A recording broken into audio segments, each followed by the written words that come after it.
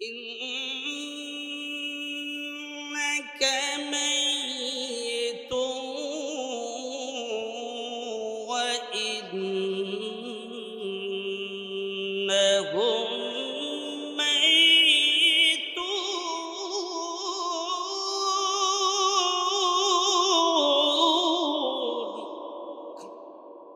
আমি আপনাদেরকে জিজ্ঞাসা করি, আল্লাহর মৃত্যু আসেনি?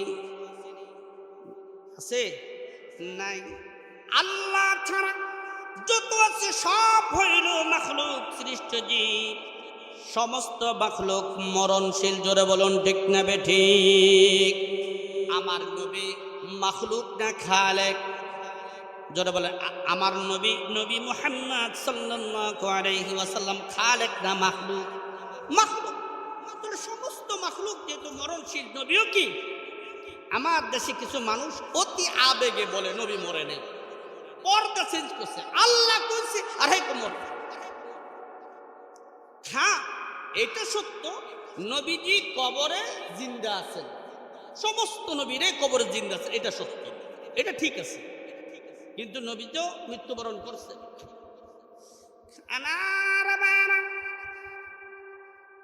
নবীজি শেষ মাহে রমাদান, প্রত্যেক রমজানে নবীজি কোরআন খতম একবার করতেন তারাবিতে। এমনি দিনে তো আসই, নবীজি জিবরিলকে এক খতম কোরআন শোনাইতেন, আবার জিবরিল নবীজিকে এক খতম কোরআন শোনাইতেন। সুবহানাল্লাহ।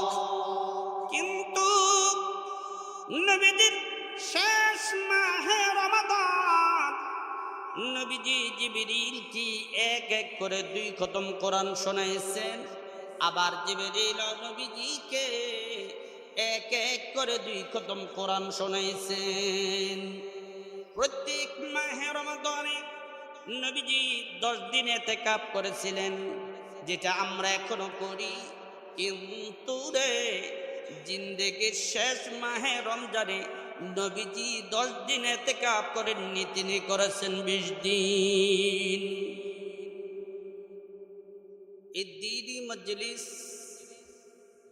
দিনী মাহফিল লম্বা ভূমিকা নিব না, অল্প সময়ের মধ্যে ইনশাল্লাহ শেষ করে দেব। আমি আপনাদের সামনে পবিত্র কালামুল্লাহ শরীফের সূরা জুমার এর 39 নম্বর আয়াতে কারিমা তেলাওয়াত করেছি। সহিহুল বুখারী 4437 নম্বর হাদিস তেলাওয়াত করেছি। এর উপরে সংক্ষিপ্ত আলোচনা করে বয়ান শেষ করবে ইনশাআল্লাহ। তো আল্লাহ রাব্বুল আলামিন আমাদেরকে যে দুর্যোগে ফিতনার জামানায় দিনী মাহফিলে আসার তৌফিক দান করেছেন, এই জন্য আমরা শুকরিয়া আদায় করছি, পড়ছি বলুন আলহামদুলিল্লাহ। মাঠে যারা আছে আরো জোরে বলি আলহামদুলিল্লাহ। আমি আপনাদেরকে জিজ্ঞাসা করি, জানতে চাই, এই জমিন সৃষ্টি করছে কে? আসমান সৃষ্টি করছে কে? তরুলতা বৃক্ষলতা যা দেখি এগুলি আল্লাহ। চন্দ্র সূর্য আল্লাহ। আমার হায়াত মৌতের মালিক কে? আল্লাহ। তাহলে যেহেতু মালিক একদিন আল্লাহ, আমরা কিছুদিন এগুলি আমাদেরকে হায়াত দিয়েছে, এটা আমানত স্বরূপ। এরপর একদিন শেষ হয়ে যাবে। হায়াত শেষ হয়ে গেলে আবার মালিকের কাছে ফিরে যেতেই হবে, না যাওয়া লাগবে না, যেতেই হবে। আর যে জিনিসটার মাধ্যমে যাব সেটাকে বলা হয় মৌত। কুল্লু নাফসিন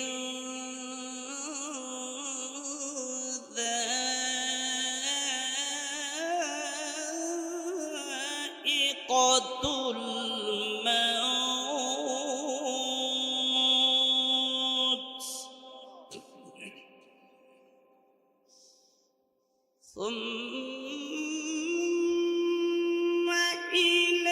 إلينا ترجعون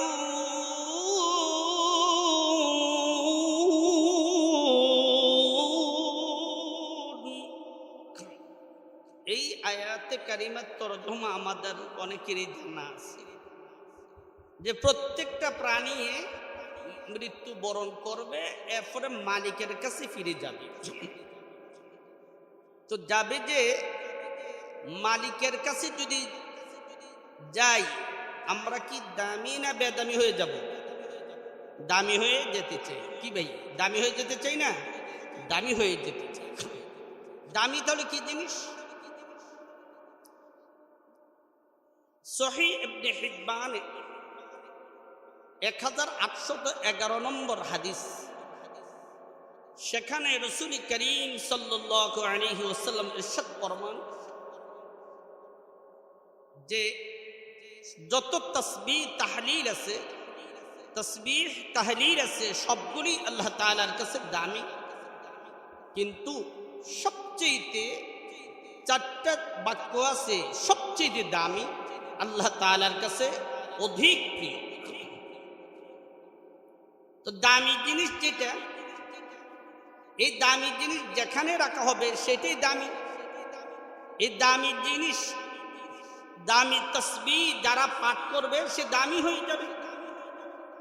যে জবান দিয়ে এই তাসবিহ পাঠ করবে সেই জবানও দামি হয়ে যাবে। সেটা কি? قال رسول الله صلى الله عليه وسلم إن أحب الكلام إلى الله أربع سبحان الله والحمد لله ولا إله إلا الله والله أكبر। নবী বলেন যে আল্লাহ তাআলার কাছে তাসবিহাত সমূহ থেকে সবচেয়ে দামি হলো চারটা বাক্য। এই চারটা বাক্য দামি।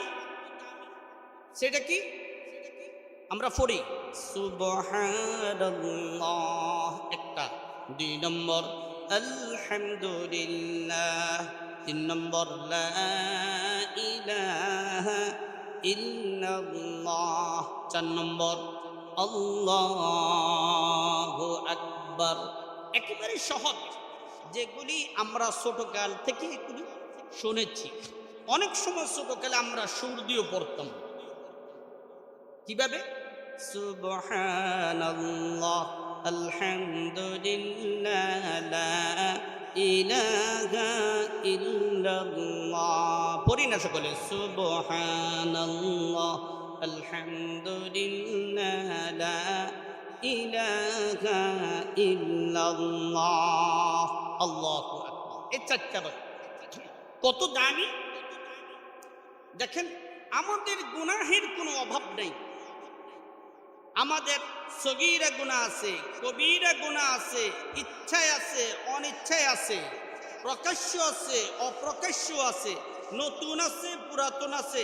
বালেগ হওয়ার পরে গুনাহ করেছি, এখনো করতেছি, কম বেশ হচ্ছে। মোট 10 প্রকারের গুনাহ। এই একটা আমল আছে, এই আমলটা যদি কোনো ব্যক্তি করে, তার সারা জীবনের 10 প্রকারের গুনাহ আল্লাহ মাফ করে দিবে। সুবহানাল্লাহ বলে, আরো জোরে বলি সুবহানাল্লাহ। 10 প্রকারের গুনাহ। তো মৃত্যুবরণ করলে, এটা বিশ্বাস করে সকলেই মরণশীল। তো মরণশীল, মৃত্যুবরণ তো করতেই হবে। তো দামি হতে হলে কি করতে হবে? গুনাহ মাফ করে তারপরে কবরে যেতে হবে। আর এই ছোট্ট আমলটা করার দ্বারাই সমস্ত গুনাহগুলো আল্লাহ মাফ করে তাকে মাসুম বানিয়ে দিবে। সুবহানাল্লাহ। দলিলটা হলো আবু দাউদ শরীফ, সুনানে আবু দাউদ, হাদিস নাম্বার 1297। আমার বাবা নবীজি আপন চাচাতো ভাই হযরতে আব্দুল্লাহ ইবনে আব্বাস রাদিয়াল্লাহু তাআলা আনহুমা থেকে বর্ণিত হাদিসটা, তিনি বলেন আন্নান নবী সাল্লাল্লাহু আলাইহি ওয়াসাল্লাম قال للعباس بن عبد المطلب يا عباس يا عمّا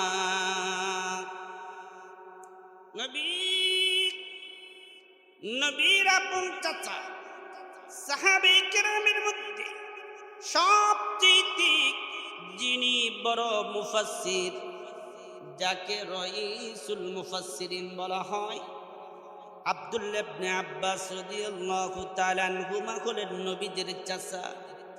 নবীজি ডেকে বলে ইয়া আম্মা, হে আমার চাচা, আমার চাচা, আলা আফআলু বিকা, আমি এমন একটি আমল কি শিখিয়ে দিব, এমন একটি আমল কি শিখিয়ে দিব। চাচা গো, ইদা আনতা ফাআলতা যালিকা, এই আমলটা যদি করেন, গফারাল্লাহু লাকা যামবাক, আল্লাহ তাআলা চাচা আপনার সমস্ত গুনাহগুলো মাফ করে দিবে। সুবহানাল্লাহ। নবীজি চাচাকে শিখাইতেছে যে আমি এমন একটা আমল শিখাবো যে আমলটা করলে সমস্ত গুনাহ মাফ। কি কি গুনাহ? নবী বলতেছে আউয়ালাহু ওয়া আখিরাহু, বালেগ হওয়ার পর থেকে নিয়ে এই আমল করার আগ পর্যন্ত যত গুনাহ করেছেন সমস্ত গুনাহগুলি মাফ করে দিবে। এরপরে নবী বলেন কদিমাহু ওয়া হাদিসাহু, নবী চাচা গো, আপনার নতুন গুনাহ মাফ করবে, পুরাতন গুনাহ মাফ করবে। হাদিসাহু ওয়া খাতাহু ওয়া আমাদাহু, ইচ্ছা যে গুনাহ করেছেন এই গুনাহগুলি মাফ করে দেবে, অনিচ্ছায় যে গুনাহগুলি হয়েছে সেই গুনাহগুলো মাফ করে দেবে। এমনি ভাবে সগীরহু ওয়া কাবীরহু, ছোট গুনাহগুলো আল্লাহ মাফ করে দেবে, বড় গুনাহগুলো আল্লাহ মাফ করে দেবে। সিররাহু ওয়া আলানিয়াতাহু, প্রকাশ্য যে গুনাহগুলো হয়েছে সেই গুনাহগুলো মাফ করে দেবে, অপ্রকাশ্য যে গুনাহগুলো হয়েছে এই গুনাহগুলো আল্লাহ মাফ করে দেবে। সুবহানাল্লাহ। গুনাহগুলো মাফ করে দিবে। আমলটা ছোট্ট, কেমন আমল? একটা নফল আমল, মাত্র একটা নফল আমল। সেটা কি? নবীজি চাচাকে শিখাইতেছে, চাচা গো,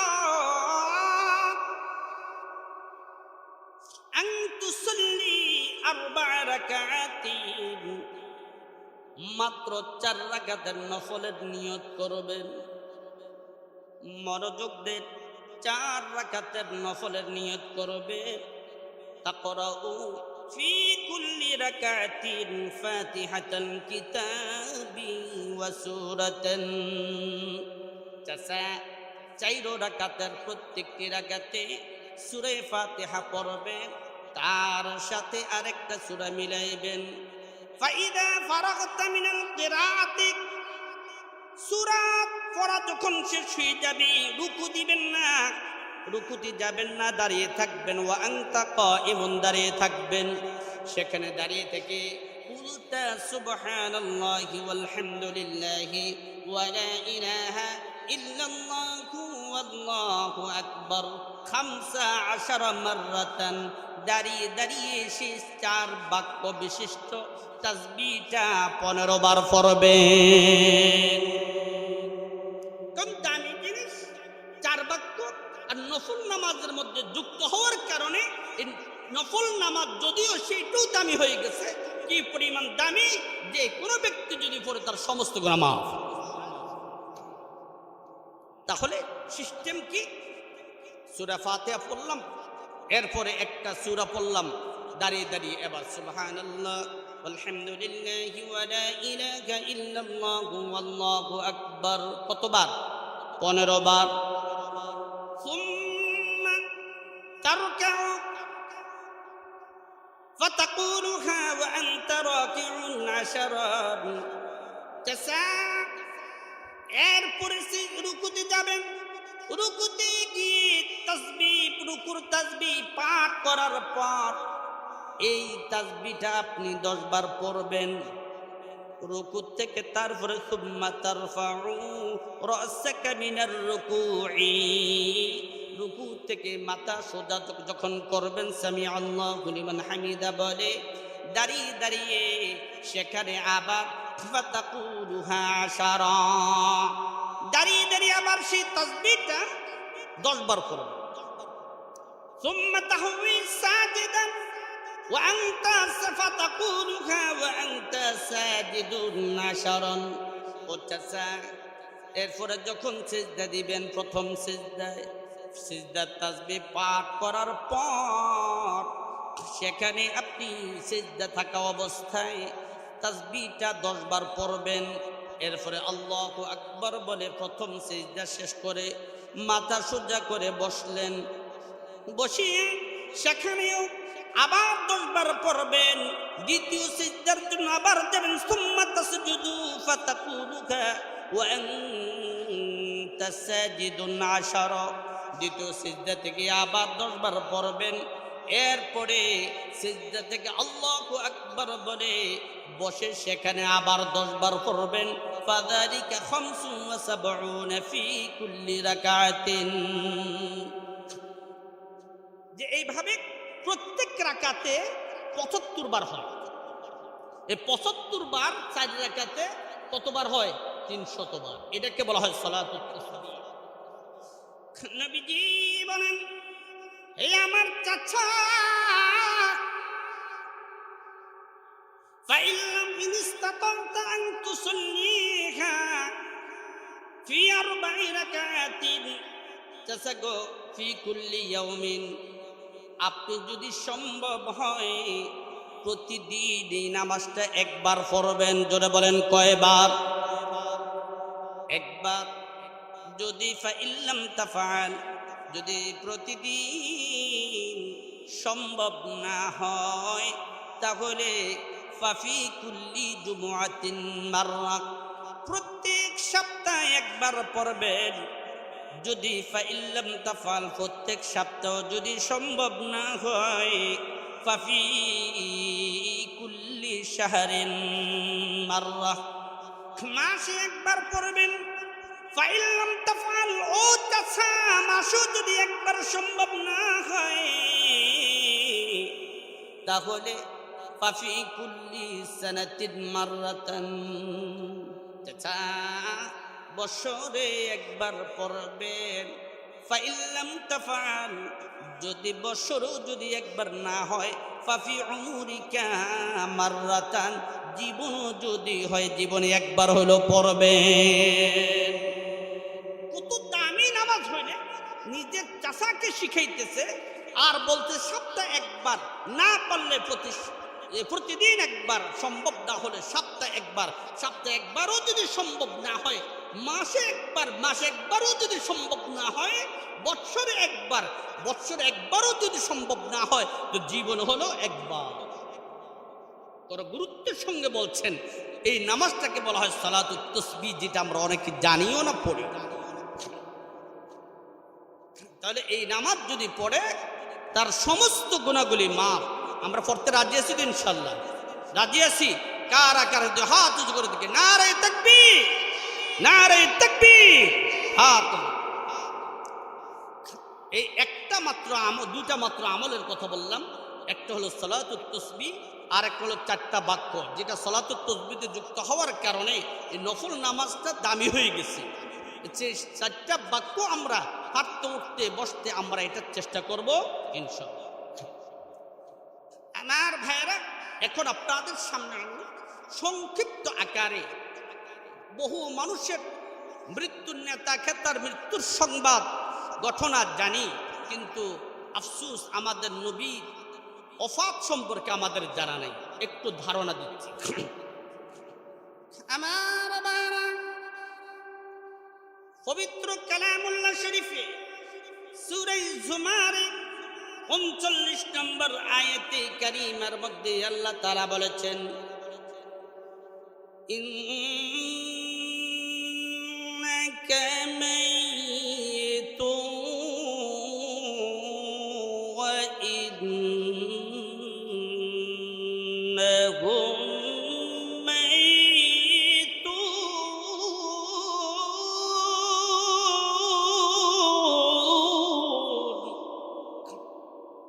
আমি আপনাদেরকে জিজ্ঞাসা করি, আল্লাহর মৃত্যু আসেনি?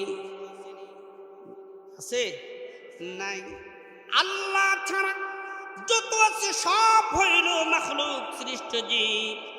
সমস্ত মাখলুক মরণশীল। জোরে বলুন ঠিক না বেঠিক? আমার নবী মাখলুক না খালেক? জোরে বলেন। আমার নবী নবী মুহাম্মদ সাল্লাল্লাহু আলাইহি ওয়াসাল্লাম খালেক না মাখলুক? মাখলুক। সমস্ত মাখলুক যেহেতু মরণশীল, নবীও কি? আমার দেশে কিছু মানুষ অতি আবেগে বলে নবী মরে নেই, পর্দা চেঞ্জ করছে, আল্লাহ কইছে আর হে কোমর।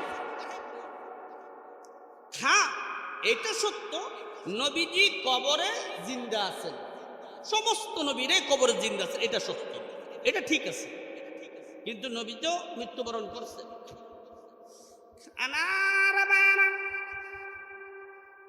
নবীজি শেষ মাহে রমাদান, প্রত্যেক রমজানে নবীজি কোরআন খতম একবার করতেন তারাবিতে। এমনি দিনে তো আসই নবীজি জিবরিলকে এক খতম কোরআন শোনাইতেন, আবার জিবরিল নবীজিকে এক খতম কোরআন শোনাইতেন। সুবহানাল্লাহ। কিন্তু নবীজির শেষ মাহে রমাদান নবীজি জিবরিলকে এক এক করে 2 খতম কোরআন শোনাইছেন, আবার জিবরিল নবীজিকে এক এক করে 2 খতম কোরআন শোনাইছেন। প্রত্যেক মাহে রমাদানে নবীজি 10 দিন ইতিকাফ করেছিলেন, যেটা আমরা এখনো করি। কিন্তু রে জিন্দেগির শেষ মাহে রমজানে নবীজি 10 দিন ইতিকাফ করেননি, তিনি করেছেন 20 দিন। এরপরে হজের মৌসুম যখন আসে, নবীজির শেষ হজ, আরাফার মাঠে গিয়া নবীজি খুতবা দিতেছেন হাজী সাহেবদের উদ্দেশ্যে। নবীজি বললেন, হাজী সাহেবেরা, জানি না রে এই খুতবা, না জানি রে জীবনের শেষ খুতবা, এই আরাফার মাঠে আসা, না জানি রে জীবনের শেষ আরাফাতে আসা, এই হজ না জানি জীবনের শেষ হজ, না জানি না আগামীতে তোমাদের সাথে হজে আসতে পারে কিনা। এই কথা বলার পর সাহাবায়ে কেরাম তারা পেরেশানির মধ্যে পড়ে গেছে। তারা বুঝে ফেলেছে নবীজি অচিরে আমাদেরকে এতিম করিয়া এই দুনিয়া ছাড়িয়া জান্নাতে চলে যাবে। সাহাবায়ে কেরাম অনেকেই ভিতরে ভিতরে মনে বড় ব্যথা, এতিম হয়ে দুনিয়াতে কেমন করে থাকব। হজ সফর শেষ হয়ে গেছে, তারপরে আসলো মুহররম মাস, তারপরের মাসটা হইল সফরের মাস। সফরের মাসে নবী মুহাম্মদুর রাসূলুল্লাহ সাল্লাল্লাহু আলাইহি ওয়াসাল্লাম উহুদের ময়দানে তিনি শুহাদায়ে উহুদের জিয়ারার উদ্দেশ্যে গেলেন, সঙ্গে কয়েকজন সাহাবীদেরকে নিয়ে। ওই উহুদের ময়দানে শুহাদায়ে উহুদ তাদের কবরের পাশে দাঁড়িয়ে দাঁড়িয়ে জিয়ারত করলেন, দুহাত তুলে তাদের জন্য দোয়া করলেন। উম্মত যারা জিন্দা মুর্দা সকলের মাগফিরাতের জন্য দোয়া করলেন। নবীজি ওই দিন চোখের বাড়ি ছাড়িয়া ছাড়িয়া চিৎকার করে করে কান্না করতেছেন। নবীর সঙ্গে যে সমস্ত সাহাবীরা ছিল তারাও কিন্তু চিৎকার করে করে কান্না করতেছে। উপস্থিত সাহাবীরা পরবর্তীতে বলছেন, নবী এত জোরে কান্না করেছিলেন, এইভাবেই বিভিন্ন ভাষা নিয়ে কান্না করেছিলেন। মনে হয় নবীজি মুর্দা জিন্দা সকলের কাছ থেকে বিদায় নিলেন। ওই জিয়ারত করার পরে দিয়ে নবীজি সেখান থেকে আবার তিনি বাসার দিকে চলে গেলেন। সফর মাসের মাঝখান দিয়ে একটা জানাজা উপস্থিত জান্নাতুল বাকিতে। নবীজি সেই সাহাবীর জানাজার ইমামতি করলেন। দাফনের কাজ শেষ করে নবীজি যখন তিনি বাসার দিকে ফিরেছেন, এমনি মুহূর্তে নবীজির মাথা ব্যথা শুরু হয়। এটি হলো অন্তিম যাত্রা, এতিম করে চলে যাওয়ার শুরু এখান থেকে। আমার ভাইরা, নবীজি প্রচন্ড মাথা ব্যথা নিয়ে বাসায় ফিরলেন, হুজরাতে ফিরলেন। নবীজি বাসায় ফেরার পর সাথে সাথে জ্বর বেড়ে গেল, তাপমাত্রা ধীরে ধীরে বাড়তে লাগলো, প্রচন্ড জ্বর। নবীজির মাথার মধ্যে কাপড় ভিজিয়ে কপালের মধ্যে মাথার মধ্যে দেওয়ার কিছুক্ষণ পরে দেখা যায় আবার সেই পট্টিটা ভিজা কাপড়টা প্রচন্ড গরম হয়ে যায়। এইভাবে ভিজিয়ে ভিজিয়ে দিচ্ছে। এইভাবে যেতে যেতে যেতে যেতে ওর মুহররম, সফর, রবিউল আউয়াল মাস শুরু হয়ে গেল। নবী মুহাম্মদ সাল্লাল্লাহু আলাইহি ওয়াসাল্লাম তিনি বৃহস্পতিবার সাহাবায়ে কেরামদেরকে বললেন, আমার সাহাবীরা কি পারবি আমার জন্য 7 কূপ থেকে 7 পুকুর থেকে 7 কলসি পানি আনতি, 7 মুষ্ক মানে 7 কলসি পানি আনবি। বলতে দেরি সকল সাহাবীরা দাঁড়িয়ে গেলেন। এবার সাহাবায়ে কেরাম 7 কূপ থেকে 7 পুকুর থেকে 7 মুষ্ক পানি সংগ্রহ করলেন। সেই পানি নিয়ে আসলে পরে নবীজি সাহাবীদেরকে বললেন, হুজরার বাহিরে গিয়ে বসলেন, সাহাবীরা এই 7 কলসির পানি আমি নবীর উপরে ঢেলে দাও, একটার পর একটা ঢেলে দেওয়ার পরে নবীজি একটু সুস্থতা অনুভব করলেন। এখন জোহরের টাইম হয়নি। নবীজি সাহাবীদেরকে বললেন, সাহাবীরা রে, যারা মসজিদে নববীতে চলো, আমি মসজিদে নববীর ভিতরে প্রবেশ করছি। নবী মসজিদে নববীর ভিতরে ঢুকিয়া তিনি মিম্বরের মধ্যে বসলেন। সাহাবীদেরকে বসলেন, তোমরা কাছে কাছে আমার কাছাকাছি আসিয়া বসো। পুরা মসজিদে নববীতে পরিপূর্ণ হয়ে যায়, কানায় কানায় ভরে যায়। নবীজি এবার সাহাবীদের দিকে কিছুক্ষণ তাকিয়ে আছে, সাহাবীরাও নবীজির দিকে তাকিয়ে আছে। নবী সাহাবীদের দিকে তাকাইয়া তাকাইয়া নীরবে নীরবে চোখের পানি ছেড়ে ছেড়ে কান্না করতেছে। নবীজির কান্না দেখিয়া উপস্থিত সাহাবীরা পর্যন্ত চোখের পানি ছাড়িয়ে ছাড়িয়ে কাঁদতেছে। নবী কেন কান্দে? উম্মতের মায়ায় কান্দে। কেন না, নবী হইলেন রহমতুল লিল আলামিন। ওয়ামা আরসালনাকা ইল্লা রাহমাতাল লিল আলামিন।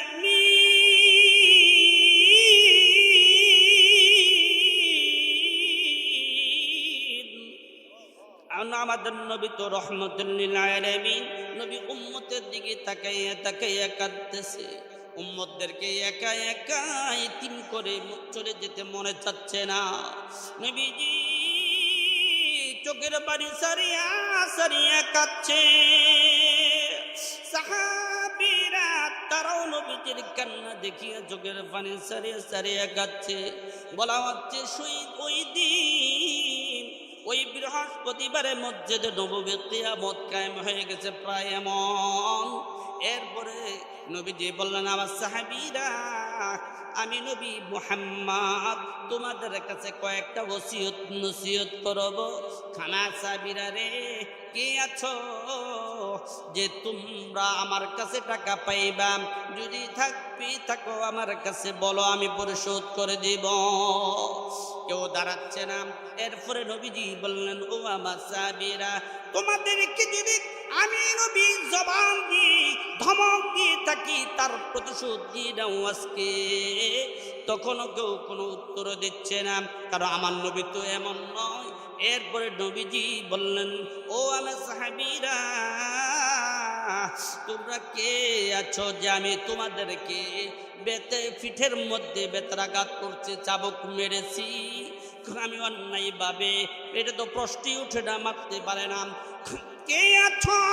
আমি নবী পিঠ মুবারক খালি করে দিলাম, চাবুক রেডি, প্রতিশোধ নিয়ে যাও, প্রতিশোধ দিয়ে যাও, প্রতিশোধ দিয়ে যাও।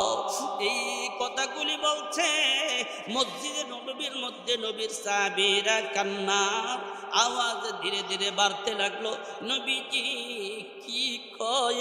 নবীজি কি কয়?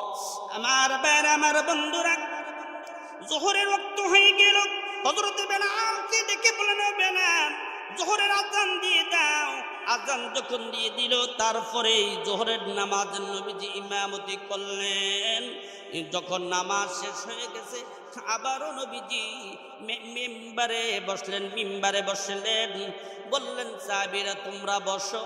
সকলেই কাছাকাছি লাগিয়া বসিয়া গেলেন। জোহরের আগে যে কথাগুলো বলছিলেন নবীজি, আবারও তিনি এগুলো বলতে লাগলেন, পুনরাবৃত্তি করলেন। কি পাবি আমার কাছে টাকা? একজন দাঁড়িয়ে বললেন, ইয়া রাসূলুল্লাহ, ইসলামের জন্য আপনি আমার কাছ থেকে 3টা দিরহাম হাওলাত নিয়েছিলেন। নবীজি বললেন, নবীজির আপন চাচা আব্বাস রাদিয়াল্লাহু তাআলা আনহুর ছেলে ফজলকে ডেকে বললেন, ফজল, আমার পক্ষ থেকে সেই তুমি 3টি দিরহাম পরিশোধ করে দাও। সাথে সাথে নবীজির চাচাতো ভাই ফজল ইবনে আব্বাস তিনি পরিশোধ করে দিলেন। এরপরে নবীজি বললেন, 90 পৃষ্ঠার মধ্যে আসছে, আল্লামা শাওকানি রাহমাতুল্লাহি আলাইহি একটা হাদিস উল্লেখ করেছেন।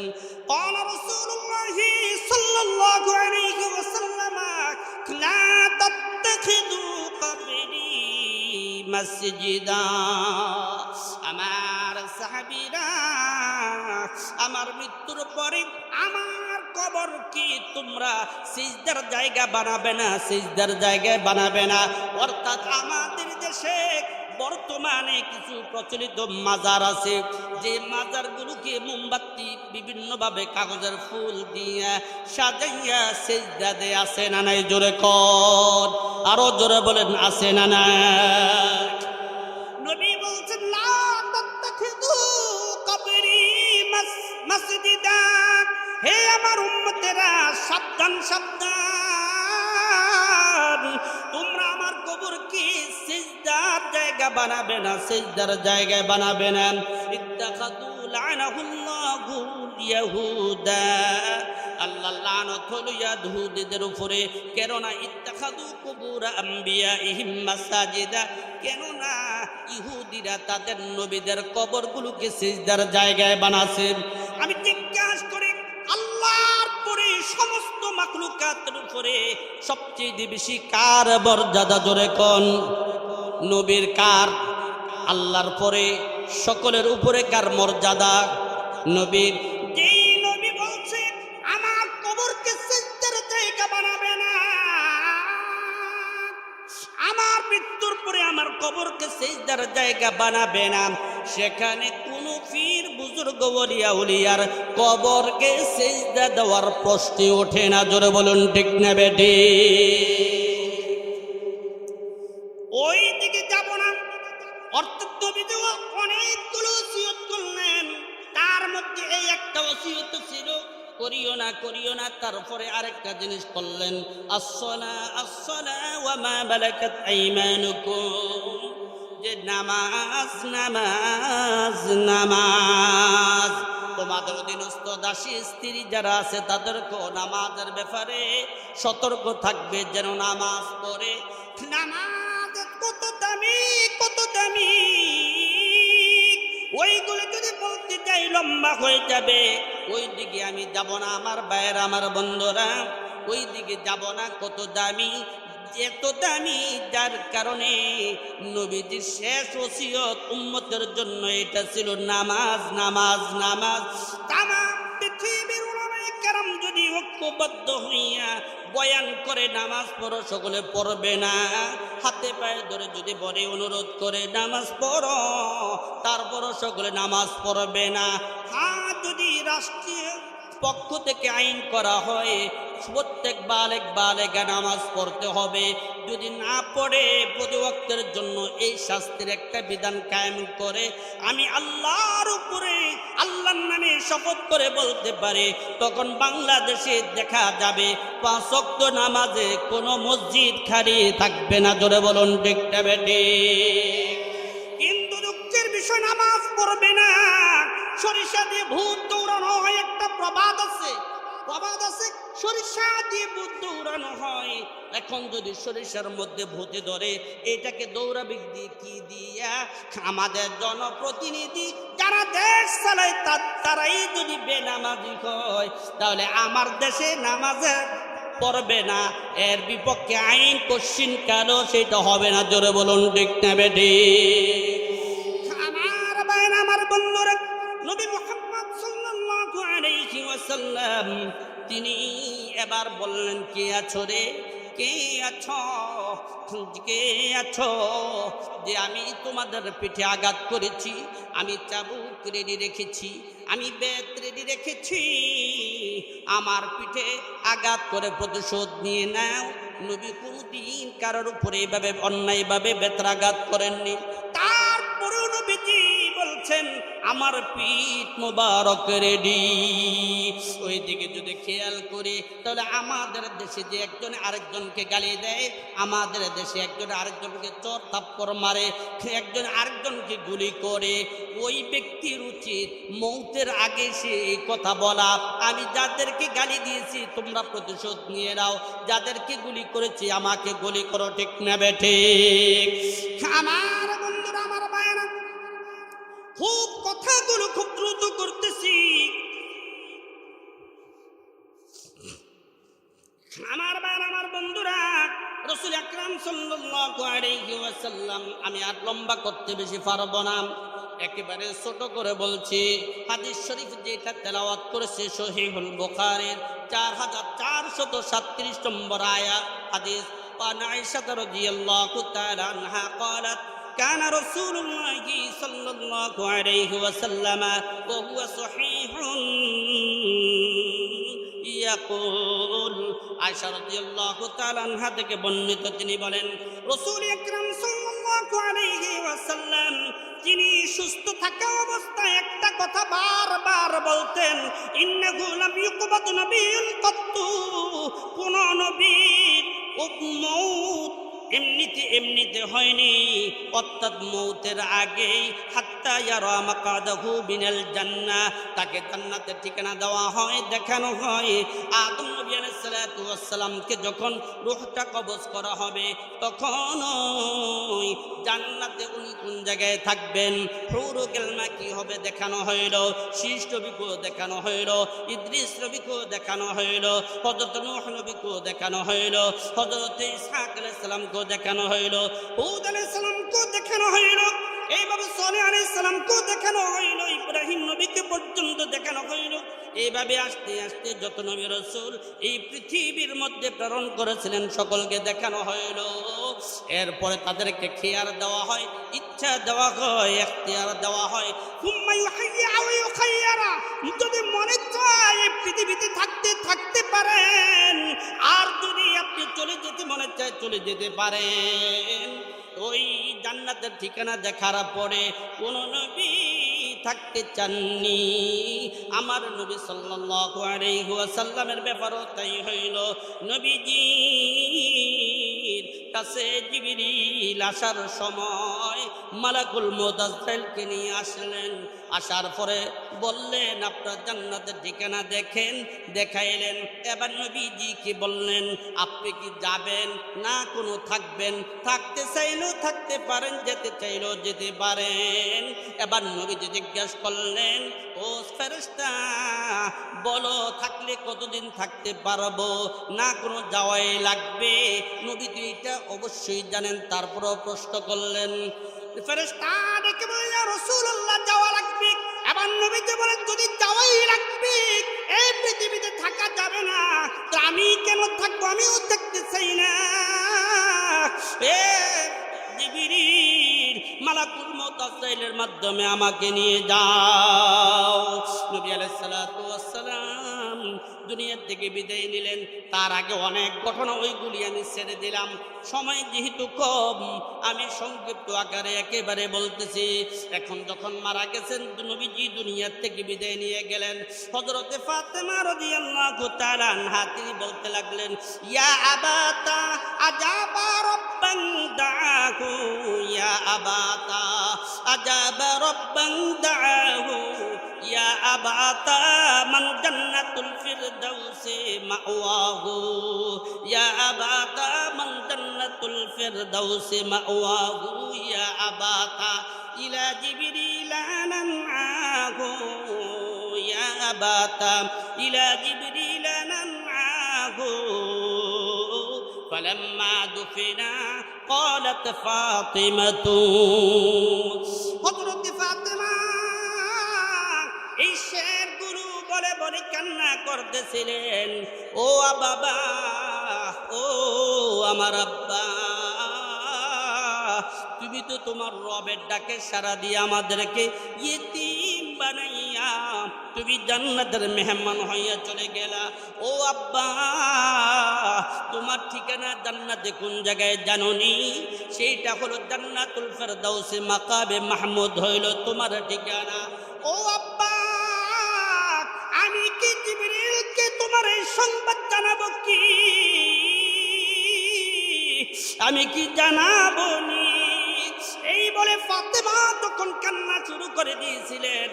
তার কান্না দেখিয়া ঘরের মধ্যে যারা উপস্থিত ছিল তারাও কান্না শুরু করে দিল। এই নবীজি দুনিয়া থেকে আমাদেরকে এতিম করে চলে গেলেন। এমনি মুহূর্তে হযরত ওমর রাদিয়াল্লাহু তাআলা আনহু খোলা তরবারি নিয়ে দৌড়াইতেছে। নবীর সাহাবীরা কান্নাকাটি করতে করতে করতে করতে মদিনার অলিতে গলিতে দৌড়াইতেছে। কিছু সাহাবী তারা অজ্ঞান হইয়া বেহুশ হইয়া মাটিতে লুটাইয়া পড়ছে। কিছু সাহাবী তিনারা জঙ্গলে চলে গেছে, মরুভূমিতে চলে গেছে। ওমর সহ্য করতে পারছেন না। হযরত ওমর খোলা তরবারি নিয়ে বললেন আমার নবী মরে গেছে, বলবি না, বলবি না। যে বলবি তাকে আমি দ্বিখণ্ডিত করে ফেলবো, গর্দানে এই তরবারি মেরে তাকে দুই টুকরা করে দিব, দুনিয়া থেকে বিদায় করে দিব। এই কথা বলে তিনি ঘোষণা করতেছেন। কোন সাহাবী, নবীর সাহাবী হযরতে ওমরের সামনে দাঁড়াচ্ছেন না, কারণ তিনি জালালে তবিয়তের মানুষ ছিলেন। হযরত আবু বকর সিদ্দিক রাদিয়াল্লাহু তাআলা আনহু তখন তিনি সেখানে ছিলেন না। তিনি মসজিদে নববী থেকে 1 মাইল দূরে তার বাড়ি ছিল, বাসভবন ছিল, তিনি ওই জায়গায় অবস্থান করছিলেন।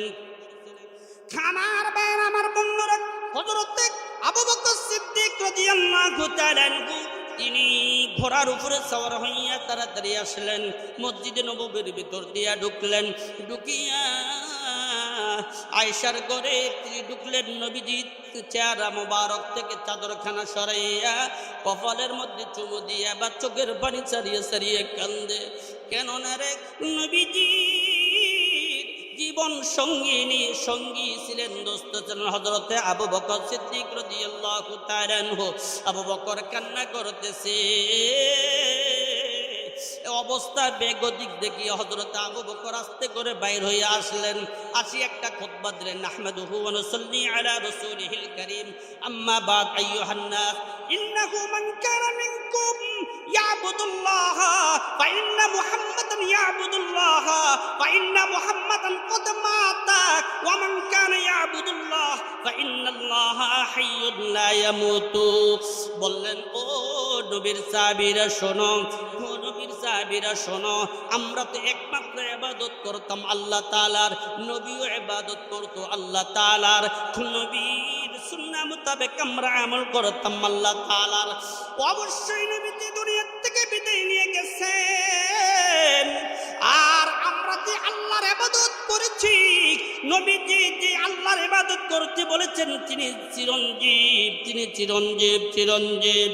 এরপরে তিনি আলে ইমরানের 144 নম্বর আয়াতে কারিমা তেলাওয়াত করেছেন, ওয়া মা মুহাম্মাদুন ইল্লা রাসূলুন ক্বাদ খালাত মিন ক্বাবলিহির রাসূল আফা ইন মাতা আও কুতিলা ইনকালাবতুম আলা আকাবিকুম ওয়া মান ইয়ানকালিব আলা আকিবাইহি ফালান ইয়াদুররাল্লাহা শাইআ ওয়া সায়াজিদুল্লাহু শাকিরিন। যে নবী রাসূল, তিনি রাসূল ছিলেন, আগে পূর্বে যারা ছিল তারাও রাসূল ছিল, তারাও দুনিয়া থেকে বিদায় নিয়ে গেছে। পুরো আয়াতের তরজমা এখন আমার করার উদ্দেশ্য নয় আমার ভাইরা, আমার বন্ধুরা। এরপরে হযরত ওমর রাদিয়াল্লাহু তাআলা আনহু আলে ইমরানের 144 নম্বর আয়াতে কারিমা আবু বকরের জবান থেকে শুনিয়া তার পা অবসর মতো হয়ে গেল, জায়গায় বসে গেলেন। সকল সাহাবীরা হযরত আবু বকরের সামনে আসিয়া একত্রিত হয়ে গেলেন, এই আয়াতটা প্রত্যেকে তেলাওয়াত করতে লাগলেন। ওমর এক্ষুনি বিশ্বাস করলেন যে আসলে আমার নবী নাই, দুনিয়া থেকে বিদায় নিয়ে গেছে।